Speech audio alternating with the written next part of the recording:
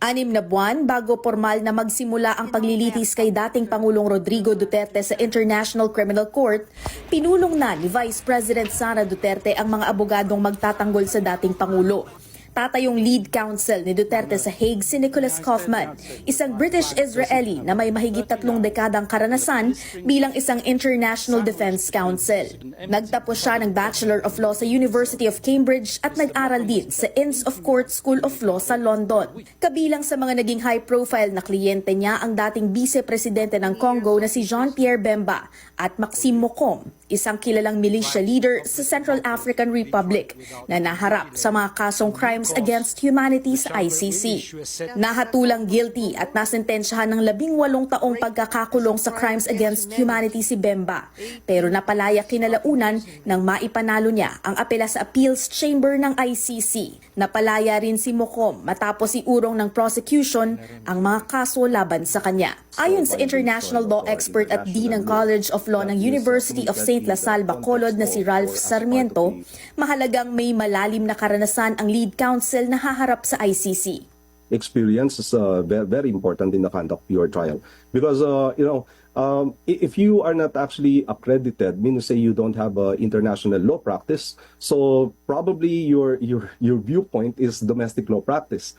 Makakasama ni Kaufman sina Vice President Sara Duterte, dating Executive Secretary Salvador Medialdea at dating Presidential Spokesperson Harry Roque sa defense panel. Katulad ng dating Pangulo, sa San Beda din nagtapos ng law si Medialdea, naging bar examiner at may sariling law firm na kilala sa corporate law. Si Roque naman, kilalang abogado ng Public International Law at Human Rights bago pumasok sa politika. Kabilang sa mga naging dating kliyente niya ay ang napaslang na transgender na si Jennifer Laude, ilang biktima ng Maguindanao Massacre at ilang comfort women na biktima ng rape at mga abuso ng mga Hapon noong World War II. Ayon kay Sarmiento, hindi inaasahang pagbabawalan ng ICC si Roque na tumayo bilang abogado ng dating Pangulo kahit sangkot umano siya sa isang trafficking complaint laban sa isang pogo operator sa Pampanga. It does not affect his let's say capacity or skill or yung authority niya to represent former President Rodrigo Duterte. There's a risk of the possibility of the Philippine government requesting for his extradition back to the Philippines because we have I believe the Philippines and the Netherlands have a bilateral extradition treaty. Sa panuntunan ng ICC, mga accredited lawyer lamang ng ICC ang maaaring tumayo bilang pangunahing abogado ng mga suspect o defendant. Pero hindi kailangang rehistrado sa ICC ang supporting counsels.